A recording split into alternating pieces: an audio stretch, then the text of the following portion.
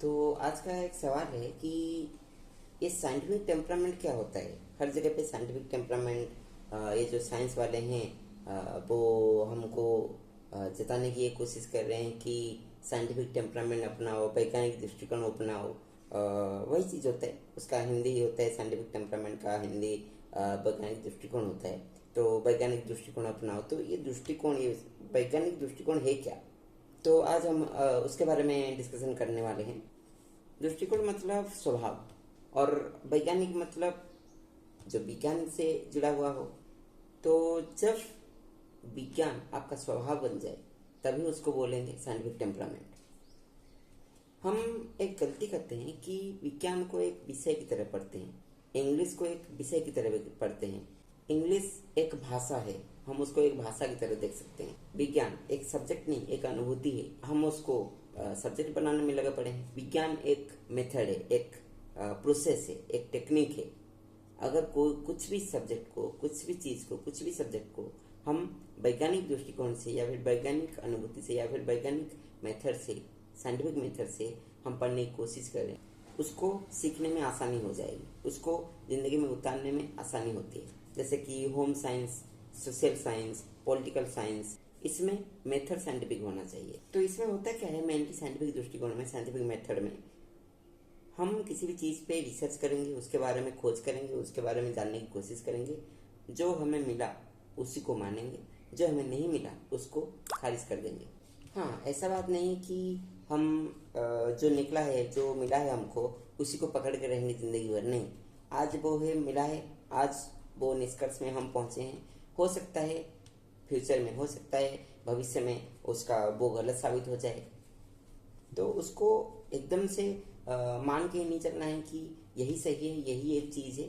उसको अगर भविष्य में या फिर फ्यूचर में गलत होने का चांसेस है, गलत साबित होता है, तो उसको भी एक्सेप्ट करें। जैसे कि आइंस्टाइन नहीं मानते थे कि क्वांटम फिजिक्स में रैंडमनेस हो सकती है, लेकिन आगे चल के वो गलत साबित हुए और वो अपना भी लिए वही चीज़ को। ऐसा भी मानना था कि